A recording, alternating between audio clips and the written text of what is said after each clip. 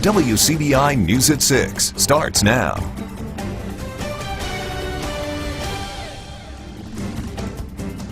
Good evening, everyone. Recovery efforts continue in Monroe County after 2 tornadoes ripped through the area nearly 3 weeks ago. Debris still lines several roads and many homes there still damaged. County leaders say they have come a long way, but there's still more work to be done. Hundreds of volunteers have come out to help remove debris and to clean up damaged homes. County leaders say some of the biggest needs right now are building supplies and temporary housing for displaced residents. We've looked in neighboring cities. Lowndes County has been a big help as they are as close as they are to the Hamilton area. But I do have displaced residents all the way up to Smithville.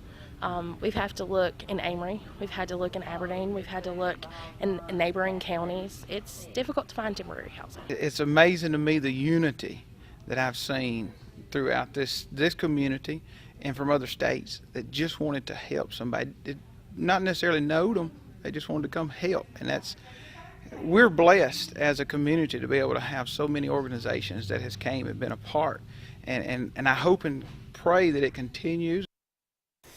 County officials say they're still waiting on the president to sign a federal disaster declaration for Monroe County. The Mississippi Emergency Management Agency is preparing Lowndes County on how to receive disaster reimbursement. An information session was held at the EMA office this morning. City and county governments, along with utilities and some nonprofits, can be eligible for some reimbursement from FEMA. Lowndes County was declared a federal disaster area late last month after the February tornado and flooding. Part of the declaration requires the information session for all of the agencies. New at 6 tonight, a Tupelo man is in jail on child pornography charges. Lee County jail records show 32-year-old Shane Ingelis of Tupelo was booked into the jail around 3:30 today. The booking notes show Ingelis is currently being held without bond for possession of child pornography. Charges filed by the Tupelo Police. WCBI is currently waiting on Tupelo Police spokesman to provide more details on the arrest if possible. Time for a first look at our forecast. We'll turn things over to Chief Meteorologist Keith Gibson. Andrea, a great looking late afternoon, early evening developing in Louisville, Mississippi. A live view with our Alpha Insurance camera network. Lots of sunshine there. We are looking at temperatures ranging from the 70s into the low and mid 80s. We've had a little batch of showers and thunder showers move across northeast Mississippi. That is falling apart and moving away. Just one isolated blip southeast of Macon. That's really about it in our area right now. So not really a lot of action. The rain's going away, a lot of 70s for this evening, lows tonight down into the 60s. Tomorrow, more 80s, warm and humid, maybe a stray storm or two. Your full forecast is coming up. EMCC's Mayhew campus gets a big donation thanks to a North Mississippi nonprofit. Second Chance Mississippi donated $50,000 to the adult education program. The group prides itself on raising money and awareness for workforce training. Today's donation will help pave the way for students at EMCC to go straight to work or take the next step in higher education. It's the core part of our mission at Second Chance to provide support to adults who are going back to school to get their high school equivalency and or workforce training so they can get a stable, non-minimum wage job and remove any barriers that those adults encounter so they can get their high school equivalency and the workforce training they need.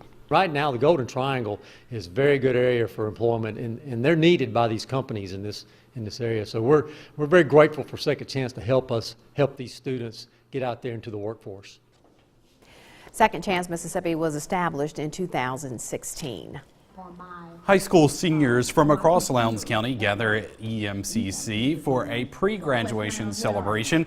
The Columbus Lowndes Chamber of Commerce invited the students to Mayhew for a senior send-off. The goal is to promote citizenship and leadership as the students take on new experiences. The soon-to-be grads heard words of inspiration from 2 speakers, a Columbus Air Force Base pilot and a former West Lowndes student. Around 1,000 students participated, and our very own Miss Andrea Self emceed the event. Students enjoyed that this morning. Well, some Guntown Middle School students are taking their lessons in math, science, physics, and teamwork on the road. Our Allie Martin catches up with the Bridge Builders Club as they get ready to test their skills at the national level.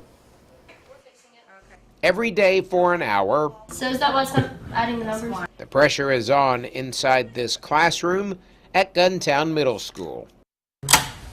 Science teacher Connie Gusmus has 4 bridge building teams. They design a truss bridge, then make a balsa wood model and see how it holds up during a stress test. Gusmus says the class gives students real-world applications that could be part of their future. It opens the door to different career pathways for them and lets them explore engineering, and they can see if engineering and design is something that they would like to go into. Students also get a chance to test their design skills at a state competition. One of the teams from Guntown is advancing to nationals later this month in Park City, Utah. Team members say they're learning a lot about science, technology, engineering, and math. It also shows you the basics of what real engineers do. So like just building the bridge and designing it. And it shows us the basic vocabulary that they use, like vectors, load, members, joints. Each team must submit a portfolio explaining their bridge building process and design specifications. They are also learning teamwork. With 3 people, and we're kind of all hard-headed, so we each think our way is best, but when working as a team we have to decide what is truly best. The young bridge builders will be busy until the national competition, testing, rebuilding, and perfecting their design. You don't want it to look like this. In Guntown, Allie Martin, WCBI News. The national competition is sponsored by the American Association of State Highway and Transportation Officials. It starts May 20th. Some of the youngest students in West Point are enjoying some serious fun. Brooke Ketchum teaches kindergarten at Eastside Elementary. She uses games like nonsense word bingo and puzzles to drive home important language lessons and to get her students ready for state tests. Her excitement for learning is one of the reasons she was chosen as our Educator of the Week. I always tell people, they still love their teacher, and this is just that age where you can form that love for learning and love for reading. That's what's so exciting about kindergarten. Yeah. You just see this metamorphosis. You see them grow so much. Yeah. But we're at that point, so this is the good stuff right now. Kindergarten teachers are the best. To see your favorite teacher in the spotlight, go to our website, wcbi.com. Connecting with the world is about to get easier for some area residents. We take a look at the upgrades when we come back. WCBI's Educator of the Week is brought to you by Food Giant, where your neighbors are the owners. You're watching WCBI News at 6 with Andrea Self and Joey Barnes. Welcome back. The internet has become a vital part of our everyday lives. We use it for work, to keep up with friends and family, even to stream that show you've been wanting to binge. No doubt, but in many rural areas, internet can be slow to even non-existent. That could soon change in Oktibbeha County. Our Riley Livingston has the story. In 2017, District 4 Supervisor Brickley Miller had a dream of bringing her district and others in Oktibbeha County into the 21st century. She started doing everything she could to bring fiber internet into the county. Now that persistence is paying off. The residents are very excited and have been looking forward to this process for a long time, and as grateful as I am that it's fixing to occur. Crews are out prepping for fiber to be run underground. In the past, that meant digging ditches across the yards of homeowners, but even that job has been modernized. Well, we use a process that leaves the minimum footprint behind. We're using directional bores. We're also using a hydrovac machine, which is a machine that will, instead of physically digging a hole, it uses water and air. So therefore you can create a hole, and then you can turn around and dump the dirt right back into the hole when you're done. Miller says this project hasn't been easy. I just assumed that I could take the map and I could say, hey guys, we have 500 homes in a 3-mile radius, will you please come? But we had to get franchise agreements, and then they had to do permits, and C Spire had to decide that this was actually a good place for them to come. When the fiber is up and running, customers will see a difference. Fiber and internet service is the backbone and the future of us. It actually is needed for education, not just social purposes, but work purposes. economic development tool. Each one of these homes that now has fiber access will be able to use all of their smart appliances at the same time, and the value of their homes increase as well. So it is a win-win for the community to have this fast service. In Oktibbeha County, Riley Livingston, WCBI News. Depending on weather, the fiber could be fully installed within 5 weeks.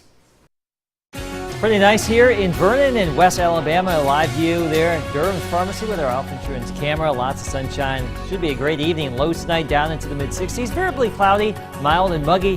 The detailed forecast is next.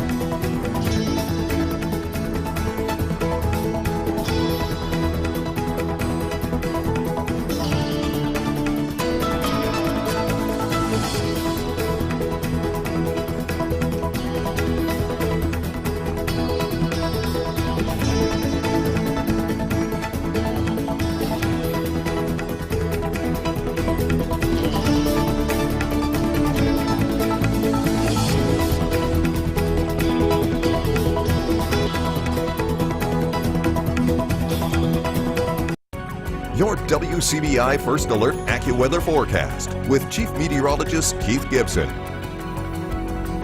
Here's our Off Insurance Camera Network from Columbus, Tupelo, Vernon, and Louisville. Look at all the clouds today. We actually had a little bit of rain, some showers and thunder showers up there in the Tupelo area, northeastern Mississippi. Most of us did not see any rain today. It's been a pretty nice one, but the rain, what we have had in the region, is beginning to go away. Just one little blip down here. Well, it vanished. Poof. There it goes, southeast of Macon. So we're basically done with the rain chance for this evening. That's about it. We have a bigger complex of rain and storms again out there across the high plains in Oklahoma and Texas. That's where the greatest concentration of severe weather has been reported today. There has been a little bit of wind and hail around the Twin States and Tennessee, but in general, the activity we did have remains sub-severe. Some downpours, some thunder and lightning. You know what a summer thunderstorm is. We've all seen them, and we'll have more of them. The best chance for severe weather tomorrow just off to our northwest, but we may see a locally strong storm around here over the next couple of days. Now here's our Market Street Festival forecast Friday evening. A chance for a shower storm. We're looking at 70s here in Columbus, 78 our forecast high Saturday. Still the chance for some rain and storms around here. Just bring the umbrella and see how it rolls. You should be okay. We'll just play it by ear at this point. Rain's possible. It doesn't mean it's going to rain. We'll massage the forecast as we get closer. 78 in Tupelo, a little bit of rain cooled air for you. Still dry and warm and humid in the Columbus area at 83 degrees. Lows down into the mid to low 60s. If you did see rain today, you may see some patchy fog later on this evening. Tomorrow morning, we may see some low clouds fill back in, but then becoming partly cloudy around 80 by noon. Warm and steamy, 86 our forecast high, and around 80 early tomorrow evening. Now, there will be a chance for some of those isolated showers and storms late tomorrow afternoon and tomorrow evening. Here's Futurecast. Notice how the clouds could fill back in a little bit. Typical for this time of year. During the overnight hours, we'll see some low clouds develop. Those will thin out, it looks like. As we get into the afternoon, we may see, again, a few more showers and storms around here. Doesn't guarantee we'll see it, but it's possible. Same story into our Friday, too. Maybe a quiet start, and then by the afternoon, a chance for some scattered showers and storms. And again, if you're going to the concerts Friday night in Columbus or the Market Street Festival during the day Saturday, we do have some green on the map there. We will hope for the best here.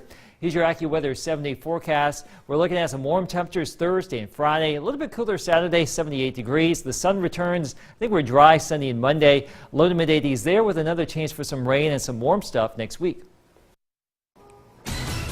The Bulldogs will change up the pitching rotation this week, but the Aggies are much more worried about number 15. More on the SEC Hits King next in sports. WCBI Sports with Tom Ebel is brought to you by your local Ford dealers. Go further. The Rebels meet with the Golden Eagles for the second time of 2019. The in-state rivals both riding some serious momentum into tonight's ball game. It's still 0-0 in the top of the second. Ole Miss with 2 on now in the top of the second. Matt Wallner just robbed a home run from Cole Zabowski, so Ole Miss with a chance to put 2 on the board, but Wallner says no soup for you. The Rebels have won 5 straight against Southern Miss, including an 11-2 win earlier this season. Southern Miss has won 8 straight games overall. The game is not televised, but we'll have highlights and full recap coming up tonight at 10 on WCBI Sports. The Bulldogs are up next to take a crack at Texas A&M, Mississippi State's 3rd straight series against a top 20 opponent. The series rolling tomorrow through Saturday. Head coach Chris Lemonis changing up the pitching rotation this week. Keegan James gets the start in Game 1 on Thursday. Ethan Small getting on the hill for Friday's outing, and JT Ginn wrapping up the series on Saturday. Those are game times. 2 games on TV.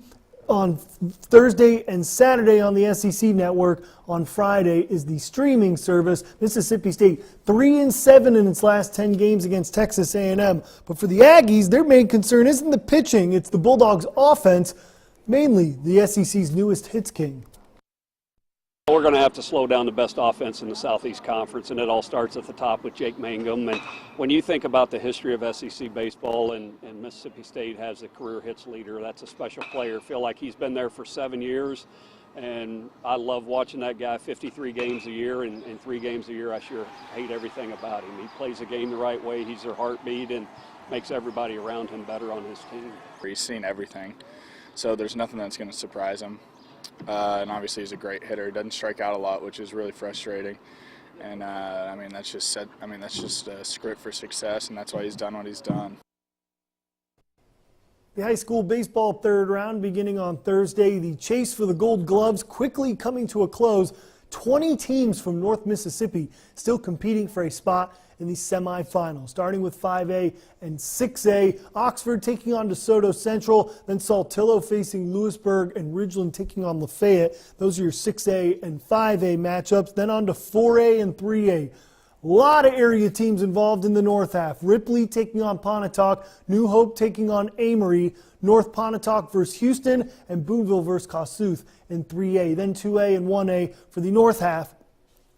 Calhoun City taking on East Union. Great baseball series there. Ingomar taking on Lake. Smithville versus TCPS in 1A North, and Biggersville taking on West Union. And then 1A South, Hamilton taking on the defending champion Nanawaya Warriors. Some great matchups there. Then taking a look at the softball final. This is the north and south half finals this week for high school softball.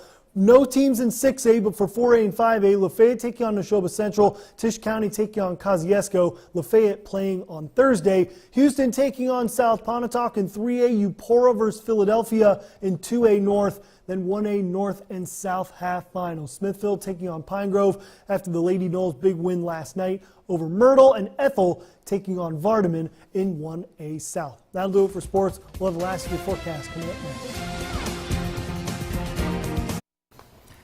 Few spotty storms tomorrow and Friday. Warm temperatures. We are really jumping right into early summer, even though it's only early May today, May 1st, May right? the 1st, it is. Hard to believe. Mid-80s again for the next few days. A chance for some rainstorms Saturday and warm again next week. There you go. Some of our colleagues are talking about Cinco de Mayo, which falls on Sunday this year. Ah. There you go. Happens every so often, a Sunday. It does. All right. Thanks so much for joining us. Have a good night, everyone.